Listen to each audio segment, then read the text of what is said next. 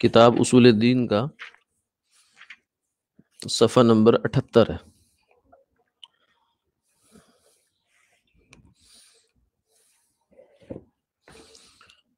اس میں تنبیہات کے نام سے نیچے ہیڈنگ ہے بڑی، وہاں سے آج ہم ابتدا کریں گے۔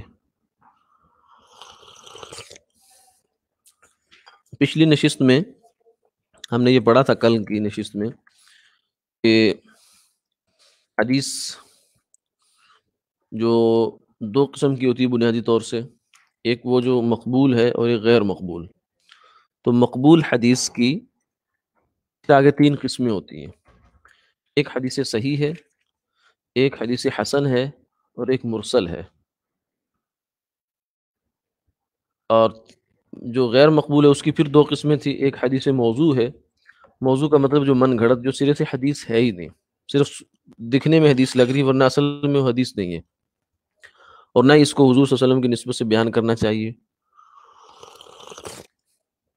اور دوسری حدیث ضعیف ہوتی ہے، یہ وہ ہے جو صحیح بھی نہیں ہے، حسن بھی نہیں ہے، مرسل بھی نہیں ہے، یعنی مقبول سے باہر نکلی، لیکن اس کے بارے میں کچھ مزید چیزیں آگے آ رہی ہیں، اس کو ذرا دیکھ کر پھر ہی ہم اس کا ضعیف کے بارے میں ہماری جو معلومات ہیں وہ جبھی مکمل ہوں گی جب ہم آگے کچھ یہ اصول پڑھ لیں گے۔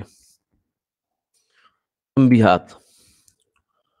پہلی تنبیہ، ایک حدیث جو سند یعنی خبر دینے والوں کے سلسلے کے اعتبار سے بظاہر ضعیف معلوم ہوتی ہو، مندرجہ ذیل وجوہات سے صحیح کے درجے کو پہنچ جاتی ہے، یعنی ویسے ضعیف ہے وہ، لیکن بعد میں اس کے اندر اس کے ساتھ کچھ چیزیں ایسی مل گئی جس کی وجہ سے وہ ضعف سے نکل کر حسن کے درجے کو پہنچ گئی یا صحیح کے درجے کو پہنچ گئی۔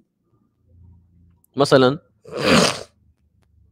ایک وجہ یہ ہو سکتی ہے، مجتہد یعنی وہ آدمی جس کو اللہ تعالیٰ نے قرآن حدیث کا گہرا فہم عطا فرمایا ہے، جیسے یہ تھے ہمارے امام ابو حنیفہ، امام مالک، امام شافعی، امام احمد بن حنبل رحمۃ اللہ علیہ، یا اور اس زمانے کے بڑے بڑے فقہا تھے جن کا علم بہت گہرا تھا اور بہت وسیع معلومات تھی ان کی قرآن اور حدیث کے حوالے سے۔ تو وہ جب کسی حدیث سے استدلال کر لے، یعنی جب اس کو دلیل بنائے، اپنی کوئی قول کرے، اپنا کوئی مسئلہ بیان کرے مجتہد، اور اس حدیث کو بطور اپنی دلیل کے پیش کرتا ہے، تو اس حدیث کو دلیل بنانا اس حدیث کو صحیح کہنا شمار ہوتا ہے، کیونکہ مجتہد جو ہے یہ نہیں ہو سکتا کہ وہ غلط بات کو اپنی دلیل بنا رہا ہو، غلط حدیث کو اپنی دلیل بنا رہا ہو۔ اس نے جب کسی حدیث سے اپنا استدلال کر لیا تو اس کا مطلب یہ ہے کہ یہ حدیث اس کی نظر میں ٹھیک ہے۔ وجہ یہ ہے کہ اگرچہ مجتہد نے یہ وضاحت نہیں کی کہ یہ حدیث کہ اس حدیث کے صحیح ہونے کی وجہ کیا ہے، لیکن جب وہ واقعی مجتہد ہے تو یہ نہیں ہو سکتا کہ وہ محض ضعیف حدیث سے استدلال کرے، بلکہ یہ بات ہوگی کہ مجتہد کی اپنی تحقیق میں وہ ضعیف نہیں۔ اور جیسے آگے بھی آئے گا کہ ضعیف کسی حدیث کے ضعیف ہونے نہ ہونے میں بھی اختلاف رائے بھی ہو جاتا ہے محدثین کا آپس میں۔ اس کا اب حوالہ ہے اس بات کا، ان المجتہد اذا استدل بحدیث کان تصحیحا له، یہ التحریر ہے علامہ ابن حمام رحمہ اللہ کی کتاب ہے اصول فقہ پر۔ مجتہد کا کسی حدیث سے استدلال کر لینا اس کی جانب سے اس حدیث کو صحیح قرار دینا ہوتا ہے۔ دوسرا حوالہ بھی آگے، ابو الحسن بن حصار رحمۃ اللہ علیہ تقریب المدارک علی موطا مالک میں لکھتے ہیں، جب کہ حدیث کی سند میں کوئی کذاب راوی نہ ہو تو فقیہ اس حدیث کی صحت کو کتاب اللہ کی کسی آیت یا کسی اصول شریعت کے ساتھ موافقت کی بنا پر معلوم کرتا ہے، اور اس بنا پر وہ اس کو قبول کرتا ہے اور اس پر عمل کرتا ہے، تو لہذا وہ حدیث اب محض ضعیف نہیں رہے گی جب ایک مجتہد نے اس کو لے لیا۔ نمبر 2، جب علماء نے اس کی تلقی بالقبول کی ہو۔ تلقی بالقبول کا مطلب یہ ہوتا ہے کہ اس کو قبول کر لیا کہ ٹھیک ہے، خواہ قول سے یا عمل سے، بلکہ ایسی حدیث تو متواتر کے معنی میں ہو جاتی ہے، یعنی جب امت اس کو لے لیتی ہے پوری تو وہ چاہے ضعیف ہی صحیح، سند کے اعتبار سے اگر آپ دیکھ کے لائیں تو وہ تو ضعیف ہے، لیکن جب آپ پوری امت کے اس کو قبول کرنے کے لحاظ سے دیکھتے ہیں تو اب وہ ضعیف نہیں رہتی، بلکہ وہ تو متواتر کے درجے میں پہنچ جانی چاہیے۔ چنانچہ علامہ ابن عبد البر رحمۃ اللہ علیہ نے، یہ بھی حدیث اور فقہ کے ایک بڑے امام ہیں، علامہ عبد البر، اگرچہ یہ مالکی مذہب کے امام ہیں، نے امام ترمذی رحمہ اللہ کی یہ بات نقل کی ہے کہ حدیث البحر هو الطہور ماؤہ، سمندر کے پانی سے طہارت حاصل کی جا سکتی ہے، ایک حدیث میں کے الفاظ ہیں۔ اس کو امام بخاری نے صحیح کہا ہے، اگرچہ دوسرے محدثین اس جیسی سند کی تصحیح نہیں کرتے، یعنی یہ حدیث جس سند سے آ رہی ہے نا، وہ سند عام طور سے محدثین کو ہاں وہ قابل قبول سند نہیں ہے، اس میں راویوں کی وجہ سے ان کو وہ قبول نہیں ہے، لیکن امام بخاری نے پھر بھی کہا کہ حدیث ٹھیک ہے، حالانکہ سند اس کی ٹھیک، سند میں مسئلہ ہے، لیکن پھر بھی امام بخاری نے اس کو ٹھیک کہا۔ امام ترمذی اس کو نقل کر رہے ہیں، اور پھر فرمایا کہ میرے نزدیک یہ حدیث صحیح ہے۔ امام ترمذی نے یہ فرمایا کہ میرے نزدیک یہ حدیث صحیح ہے کیونکہ علماء نے اس کی تلقی بالقبول کی ہے۔ یہ اصل جو ہے پوائنٹ کی بات ہے کہ علماء نے تلقی فتلقى آدم من ربی، وہاں سے یہ لفظ نکلا ہے، قبول کر لینا، لے لینا، لپک کر کسی چیز کو آگے لینا۔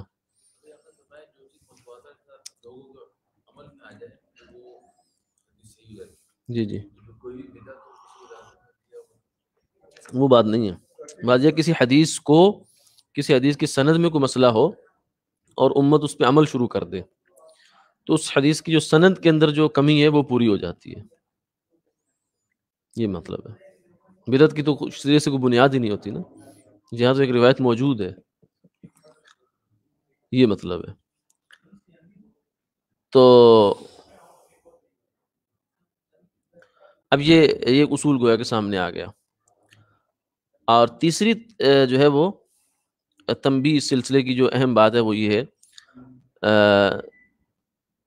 تیسری مثال کہ جب ضعیف حدیث متعدد طریقوں سے وارد ہو، یعنی ایک اس کا سلسلہ سند جو ہے اس کے اندر تو راوی ایسا ہے جس کے حافظے میں مثلا مسئلہ ہے یا کوئی اور مسئلہ ہے اس کے ساتھ جس کی وجہ سے ہم اسے صحیح حدیث نہیں قرار دے سکتے، لیکن دوسری طرف ایک اور سند آ رہی ہے، اس سند میں وہ مسئلہ نہیں ہے، یا اس سند میں مسئلہ ہے لیکن دونوں مل کر جو مجموعہ ہے نا اس سے وہ پھر وہ حدیث تھوڑی اوپر اٹھتی ہے۔ چنانچہ جب ضعیف حدیث متعدد طریقوں سے وارد ہو تو مجموعہ کی وجہ سے وہ حسن کے درجے تک پہنچ جاتی ہے اور حجت بن جاتی ہے، یعنی ایک سند کو اگر آپ دیکھیں گے تو اس کے لحاظ سے تو آپ کو ضعیف ہی لگے گی،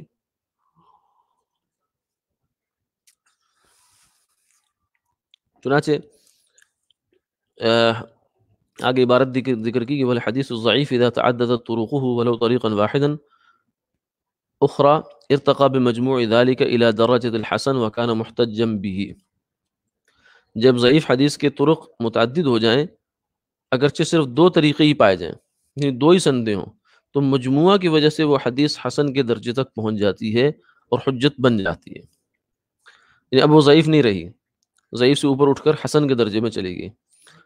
البتہ یہ قاعدہ اس حدیث ضعیف میں جاری ہوتا ہے جس کے ضعف کی وجہ راوی کا حافظہ ہو، جبکہ راوی خود سچا اور دیانتدار ہو، یعنی اس کا کردار ٹھیک ہے، صرف حافظے کا مسئلہ تھا،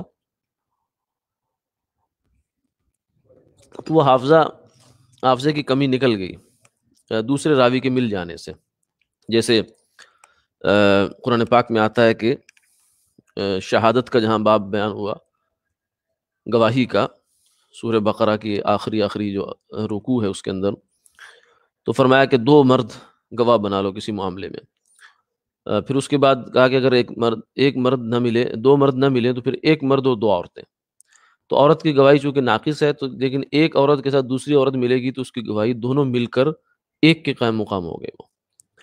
تو اس طریقے سے اگرچہ ایک سند کے لحاظ سے حدیث ضعیف تھی لیکن دوسری سند جب مل گئی ساتھ تو وہ حسن کے درجے کو پہنچ گئے۔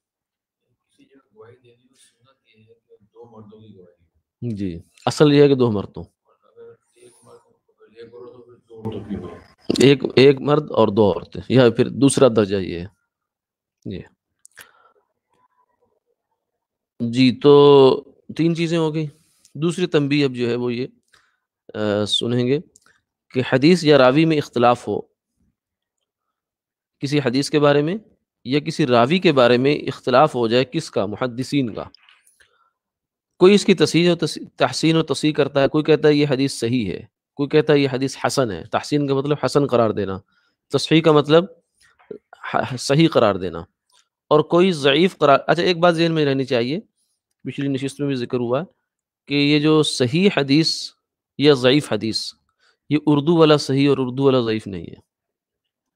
یہ ایک بڑا غلط فہمی اس وقت ہمارے معاشرے میں پائی جاتی ہے کہ لوگ سمجھتے ہیں کہ حدیث صحیح کا مطلب اردو میں جسے ہم اتھینٹک کہتے ہیں نا وہ ہوتا ہے، حالانکہ حدیث صحیح ایک اصطلاح ہے. اس طرح ضعیف کا مطلب لوگ یہ سمجھتے ہیں کہ ضعیف کا مطلب ہے کہ بس بیکار، بودی ہے، بالکل چلتی نہیں ہے، بوگس جسے کہتے ہیں. تو اس معنی میں نہیں ہے، کیونکہ اگر جو بوگس چیز ہے وہ تو کبھی ٹھیک نہیں ہو سکتی. جیسے دو ضعیف حدیثیں اگر مل گئی آپس میں تو مل کر وہ کہہ رہے ہیں جناب ایک حسن درجے کی حدیث بن جائے گی. تو بوگس چیزیں کیسے ہوتی ہیں؟ وہ تو چاہے 10 غلط باتیں ہو تو غلط باتیں تو 10 جمع ہو جائیں تو بھی غلط ہی رہتی ہیں. تو اس لیے اردو میں جو ہم ضعیف یا صحیح کا مطلب لے رہے ہیں وہ نہیں ہے. حدیث کی اصطلاح میں اس کا اپنا مطلب ہے جس کے پیچھے ہم ذرا تفصیل سے تذکرہ ہوا ہے. حدیث یا راوی میں اختلاف ہو، کوئی اس کو حسن کہہ رہا ہے، کوئی صحیح کہہ رہا ہے، کوئی ضعیف کہہ رہا ہے، تو وہ حدیث حسن ہوگی، وہ ضعیف نہیں ہوگی. پھر تو گویا کہ ضعیف ہونے کے لیے ضروری ہے کہ وہ متفق ہو، محدثین سب اس کو ضعیف کہہ رہے ہوں، جب جا کے وہ ضعیف بنے گی. اذا كان الحديث مختلفا فيه صحه او حسنه بعضهم وضعفه اخرون فهو حسن، وكذا اذا كان الراوي مختلفا فيه وثقه بعضهم وضعفه بعضهم فهو حسن الحديث. جب حدیث میں اختلاف ہو، بعض محدثین اس کو صحیح یا حسن قرار دیتے ہوں اور بعض اس کو ضعیف کہتے ہوں، تو حدیث حسن ہوگی. یہی حکم اس وقت ہے جب راوی کے بارے میں اختلاف ہو، بعض اس کی توثیق کرتے ہیں اور بعض اس کو ضعیف کہتے ہوں. تو یہی مسئلہ ہے. تیسری تنبیہ، صحیح حدیثیں، یہ بڑی اہم بات ہے. پچھلی دو باتیں بھی بڑی ٹیکنیکل اور اہم تھیں، لیکن یہ تو بہت ہی عام فہم اور بہت زیادہ پیش آنے والی مغالطہ ہے جو اس سے انشاءاللہ رموو ہوگا. فرمایا کہ صحیح حدیثیں، تیسری تنبیہ 81 صفحہ جو ہے، صحیح حدیثیں صرف بخاری اور مسلم میں منحصر نہیں ہیں. اس زمانے میں ایک مسئلہ یہ بھی ہوا پڑا ہے کہ لوگوں نے یہ سمجھ لیا صحاح ستہ کا مطلب یہ ہے کہ ساری صحیح حدیثیں اسی کے اندر ہی ہیں، باہر کوئی حدیث نہیں ہے. 6 حدیث کی 6 صحیح کتابیں، لفظی مطلب تو یہ ہے اس کا. اور پھر اس میں سے بھی آگے بڑھ کر کچھ لوگوں نے یہ کیا، انہوں نے کہا جی بخاری مسلم جو ہے نا وہ تو وہ صحیح ہے، بس باقی کوئی کتاب صحیح نہیں ہے. یہ ایک عام ذہنیت ہے جو ہمارے ہاں پائی جاتی ہے. بہت سے ہمارے اہل حدیث بھائی جو ہیں ان کے ذہنوں میں یہ بات بیٹھی ہوئی ہوتی ہے. کچھ جو ہمارے سادہ لوگ، عام فہم لوگ ہوتے ہیں، ان کے ذہنوں میں بھی یہ بات آ جاتی ہے کہ بس بخاری مسلم ہی بس اصل ہے، باقی تو کچھ نہیں ہے. باقی گویا کہ سب کوڑا کباڑ ہے، اس میں سے جو چھانٹی چھانٹی کر کے صحیح کام تھا وہ امام بخاری امام مسلم نکال کے لکھا، بس حدیث یہی ہے. اسی لیے جب بھی دلیل کا مطالبہ ہوتا ہے ہمارے اہل حدیث بھائیوں کی طرف سے تو اس کے ساتھ ایک شرط لگا دیتے ہیں وہ لوگ. شرط کیا ہوتی ہے کہ جی بیٹھے بیٹھے ضرور تشریف رکھیں. تو وہ یہ ان کی طرف سے ایک ایکسٹرا شرط لگ جاتی ہے کہ جناب بخاری مسلم سے دلیل چاہیے ہوگی، مجھے بخاری مسلم سے دلیل چاہیے ہوگی. تو ہم بھی کہتے ہیں ہاں جی بالکل، وہ تو بخاری سے دلیل لا رہا ہے تو ہمیں بھی بخاری سے دلیل دینی چاہیے. حالانکہ اصولی طور پر یہ مطالبہ غلط ہے. یہ مطالبہ ایسے ہی مضحکہ خیز ہے جیسے ایک آدمی کہ جی مجھے دلیل آپ نے صرف پہلے 3 پاروں سے دینی ہے، باقی 27 پاروں سے میں دلیل نہیں لوں گا. قرآن سے دلیل چاہیے مجھے، اور چاہیے مجھے صرف پہلے 3 پاروں سے، یا پہلے 2 پاروں سے چاہیے مجھے، باقی 27 پاروں 28 پاروں سے میں دلیل نہیں لوں گا. تو کہ تیرا دماغ خراب ہے، وہ بھی خدا کے ہی نازل کردہ ہیں، یہ بھی 2 خدا کے نازل کرتا ہے. تو نے سلیکشن اور سلیکٹڈ قسم کا جو آپ ایریا کیوں کر لیا دلیل کے لیے کہ یہاں سے چاہیے؟ یہاں تو ہمیں سمجھ میں آ جاتی ہے یہ بات، لیکن جب بات جاتی ہے حدیث کی کتابوں میں تو وہاں ہم بھی کہتے ہیں نہیں جی مولانا صاحب آپ بخاری مسلم میں سے دیں، کیونکہ وہ تو اپنی دلیل بخاری مسلم میں سے لا رہا. ہمارے ذہنوں میں یہ بات، ان کا پروپیگنڈا جو ہے ہمارے اوپر اثر کر جاتا. حالانکہ یہ بالکل فضول بات ہے. اصل بات یہ ہوتی ہے کہ دلیل منہ مانگی نہیں ہوتی. تھانوی رحمہ اللہ نے اس کو لکھا ہے کہ دلیل وہ ہوتی ہے جو دعوے کو ثابت کرتی ہے، بس دلیل وہ نہیں ہوتی جو آپ کو پسند آتی ہے. اس لیے کہ اگر پسند کی دلیل مانگنا شروع کی جائے تو دنیا کا کوئی جھگڑا حل نہیں ہو سکتا. مثلا عدالت میں کیس چلا جاتا ہے، من پسند دلیل نہیں ہوتی، دلیل تو وہ ہوتی ہے جو دعوے کو ثابت کرے، بس چاہے جہاں سے بھی ہو، جیسی بھی ہو، دعویٰ اس سے ثابت ہونا چاہیے. جو آپ کا کلیم ہے اس کو وہ ثابت کرتی ہو. بس جیسے آپ کا عدالت میں جو ہے وہ جھگڑا بن گیا کسی بندے کے ساتھ، کہ آپ نے کہا جی یہ میرے اس نے پیسے دینے ہیں، تو عدالت کہتی ہے ہاں جی بتاؤ دینے ہیں، تو وہ آگے سے انکار کرتا ہے. عدالت آپ سے پوچھتی ہے جی پروف. آپ ایک تحریر لے جاتے ہیں جس پر اس کے سائن ہیں اور اس کا اقرار ہے کہ میں نے اس بندے سے اس مد میں اتنے اتنے پیسے لیے ہوئے ہیں. آپ پیش کر دیتے ہیں. تو جج صاحب اس سے پوچھتے ہیں بھائی یہ پروف لائے ہیں. وہ کہتا ہے جی یہ پروف نہیں صحیح، آپ ان سے کہ گواہ لے کر آئیں، گواہ لے کر آئیں. اچھا جی آپ کو اتفاق سے حسن اتفاق ایسا کہ آپ کو گواہ بھی مل گئے، آپ لے گئے. انہوں نے کہا جی یہ گواہ مجھے نہیں چاہیے، مجھے تو یہ اپنے بھائی کو اور اپنے ابا کو گواہ بنا کر لائیں. یہ ہوتا ہے سلیکشن، یعنی سلیکٹڈ قسم کی دلیل مجھے چاہیے، وہ اپنی من پسند کی جو میں چاہتا ہوں. یہ ایسا معیار طے کر لیا دلیل کے لیے تاکہ اگلا لا ہی نہ سکے. تو ایک ڈیڑھ ہوشیاری ہے یہ، گویا کہ یہ کوئی علمی رویہ نہیں ہے، یہ خیانت ہے ایک طرح سے علمی دنیا میں. تو کوئی عدالت بھی، کوئی پنچایت بھی، کوئی سمجھدار آدمی بھی ایسے آدمی کو کی حوصلہ افزائی نہیں کرے گا، وہ اس کو جوتے مارے گا کہ اگر تیرا دماغ خراب ہے، تو نے تحریر لکھی ہے اس پہ اس کو چیلنج کر، جو وہ ثبوت لایا ہے تحریر، تو یہ کہ بوگس ہے، فیک ہے، یہ میرے سائن نہیں ہے، اس کو ٹیسٹ کراؤ، اس پہ وہ یہ اس پر تو چار کر جو کچھ کرنا ہے. تو یہ کیوں کہتا ہے کہ جناب نہیں نہیں مجھے گواہی چاہیے، پھر گواہی بھی مجھے چاہیے فلاں آدمی کی. یہ تو مشرکین مکہ کا مسئلہ تھا. یہ ہم بنی اسرائیل کے ہم قرآن پاک میں دیکھتے ہیں کہ وہ ایسے مطالبات کرتے تھے کہ اب یہ چاہیے، اب یہ چاہیے، اب یہ چاہیے، نہیں یہ دلیل آگے، نہیں نہیں یہ نہیں، اب یہ چاہیے، یہ آگے، نہیں نہیں یہ نہیں، یہ تو بالکل بچگانہ کہہ لیں آپ اس کو، یا کہ بددیانتی کا مظہر ہوتا ہے یہ طرز عمل. تو اسی طریقے سے آپ سے مطالبہ ہوا ہے کہ یہ رفع دین آپ نہیں کرتے نماز میں، آپ کہتے ہیں ہمارے پاس دلیل ہے نہ کرنے کی، لاؤ جی دلیل کہاں ہے. مثلا ابو داؤد کی روایت ہے، نہیں نہیں نہیں نہیں یہ بخاری کی روایت لائیں جی. بھئی اس ابو داؤد کی روایت میں کچھ مسئلہ ہے تو وہ بتاؤ نا. یہ تو آپ کو رائٹ حاصل ہے، طحاوی کی روایت ہے یا موطا امام مالک کی روایت ہے یا کسی اور حدیث کی کتاب کی روایت ہے، اگر آپ کو اس کے اندر کوئی راوی پہ اشکال ہے تو پوائنٹ آؤٹ کریں.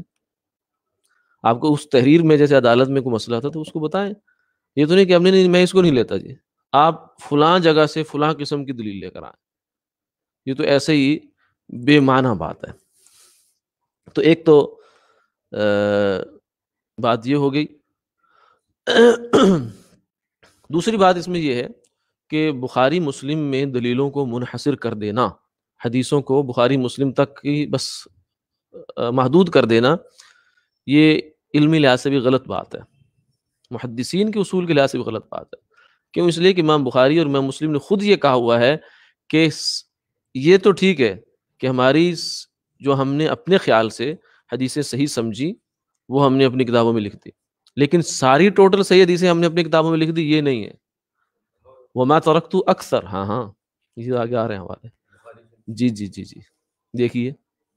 تو اس کا مطلب ہے کہ صحیح حدیثیں صرف بخاری مسلم میں نہیں ہیں، صحیح حدیثیں بہت ساری ہیں جو باہر کی کتابوں میں بھی ہیں. چلیے تیسری تنبیہ، صحیح حدیثیں صرف بخاری اور مسلم میں منحصر نہیں ہیں بلکہ حدیث کی اور بہت سی کتابوں میں بھی صحیح حدیثیں ہیں.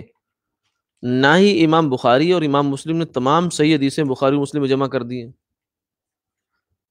بلکہ انہوں نے صحیح حدیثوں کا ایک انتخاب جمع کیا. یعنی ایک بڑا ایریا ہے جس میں ساری حدیثیں ہیں، پھر اس میں سے صحیح حدیثیں پھر ایک سلیکٹڈ ایریا ہے، پھر اس میں سے امام بخاری اور مسلم نے مزید سلیکشن کیا ہوا ہے کہ وہ اپنے ترجیحات کے لحاظ سے کی ہے. انہوں نے ساری صحیح حدیثیں جمع کرنے کی کوشش نہ ان کے پیش نظر یہ تھا. چنانچہ امام نووی رحمۃ اللہ علیہ نے امام بخاری کا یہ قول نقل کیا ہے کہ مجھے 1,00,000 صحیح اور 2,00,000 اس کے علاوہ حدیثیں یاد ہیں. 3,00,000 ٹوٹل حدیثیں تھیں جن میں سے 1,00,000 صحیح حدیثیں مجھے یاد تھی. تو ان 1,00,000 میں سے میں نے کل ملا کر کوئی 4-6 ہزار کے قریب حدیثیں بخاری شریف میں بنتی ہیں، 4 ہزار تقریباً ہے، 4400 کے لگ بھگ مقررات کو اگر آپ جو ریپیٹ ہوئی ہیں اس کو چھوڑ دیں تو باقی 4 ہزار بنتی ہیں، تو باقی جو 96 ہزار ہے وہ کہاں چلے گی؟ سوال یہ ہے کہ بس یہ جہالت ہے اور کچھ نہیں ہے، یہ کوئی عالمانہ رویہ نہیں، جاہلانہ رویہ ہے، کیا کرے آدمی اس کو؟ سمجھانا چاہیے اس بات کو، سمجھنا بھی چاہیے، پہلے ہمیں خود سمجھنا ہے، ہمیں بھی نہیں پتا اس بات کا، ہم بھی اسی پراپیگنڈے میں آ جاتے ہیں، جو بات چل رہی ہوتی ہے باہر ہم اس کا شکار ہو جاتے ہیں، پہلے خود سمجھے پھر ان کو سمجھائیں لوگوں کو۔ دوسرا حوالہ دیکھیے، امام بخاری رحمۃ اللہ علیہ کا قول ہے کہ میں نے اپنی کتاب صحیح بخاری میں صرف صحیح حدیثیں درج کی ہیں، یعنی جہاں جو حدیث ہے یہ وہ صحیح ہے، اس کی گارنٹی میں لیتا ہوں، لیکن جو باہر حدیث ہے وہ صحیح نہیں ہے، یہ میرا کلیم نہیں ہے، یہ کہنا چاہ رہے ہیں۔ اور میں نے صحیح حدیثوں کا ایک بڑا ذخیرہ اس خوف سے درج نہیں کیا کہ کتاب بہت طویل ہو جائے گی، نہیں یہ ان کی دوسری ایک کتاب ہے، اس کا حوالہ ہے۔ اچھا جی،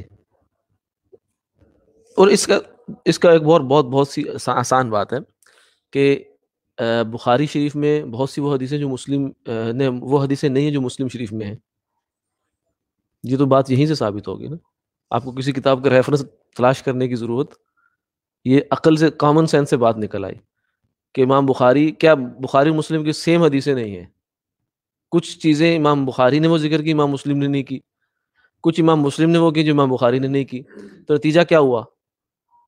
وہ بھی صحیح یہ بھی صحیح، تو یہیں سے یہ بات نکل آئی کہ ساری بخاری میں ساری صحیح حدیثیں نہیں ہیں اور مسلم میں بھی ساری صحیح حدیثیں نہیں ہیں لازمی سی بات۔ اچھا جی، آگے امام مسلم رحمہ اللہ سے، یہ تو امام بخاری کے دو حوالے ہو گئے، امام مسلم کا حوالہ، امام مسلم رحمہ اللہ کی اس فعل پر کہ ایک کتاب میں صحیح حدیث کو جمع کیا جب عتاب کیا گیا، ٹھیک ہے، یعنی کچھ لوگوں نے اس پر اعتراض کیا کہ آپ نے یہ کیا کیا کہ آپ نے ایک کتاب کو صرف صحیح حدیثوں کی سلیکشن اس میں جمع کر دی ہے، تو اس سے تو یہ ہوگا کہ اہل بدعت کو یہ طریقہ ہاتھ آ جائے گا کہ جب ان کے خلاف کسی حدیث سے استدلال کیا جائے گا، یہ دیکھیں نا، یہ بات اس وقت ان لوگوں نے محسوس کر لی کہ غلط لوگوں کے خلاف جب آپ کوئی حدیث لے کے آئیں گے کہیں گے یہ تو بخاری مسلم میں نہیں ہے، ان سے یہ کہا گیا کہ یہ آپ نے کیا کر دیا، کیونکہ اصل جو حدیث کا مدار ہوتا ہے نا وہ کسی کتاب میں ہونے سے نہیں ہوتا، اصل حدیث کو سند سے پرکھی جاتی ہے، تو یہ آپ نے کتاب کے اوپر معیار بنا دیا، کتاب کا سٹینڈرڈ بنا دیا، تو یہ تو کوئی اچھی بات نہیں ہوئی۔ تو امام مسلم نے جواب میں یہ فرمایا کہ میں نے اس کتاب میں حدیثیں نقل کی ہیں اور کہا ہے کہ یہ حدیثیں صحیح ہیں، میں نے یہ نہیں کہا کہ جو حدیث اس میں کتاب میں نے نقل نہیں کی وہ صحیح نہیں ہے، ٹھیک۔ آگے امام مسلم رحمہ اللہ نے اپنی صحیح میں ذکر کیا ہے کہ ایسا نہیں کہ ہر وہ حدیث جو میرے نزدیک صحیح ہے اس کو میں نے اس کتاب میں درج کر دیا ہے، ہاں، تو اس کا مطلب ہے کہ بہت سی حدیثیں صحیح ایسی ہیں جو بخاری و مسلم کے باہر بھی ہیں۔ آگے انشاءاللہ اگلے حصے میں انشاءاللہ اس کو کریں گے۔ جزاک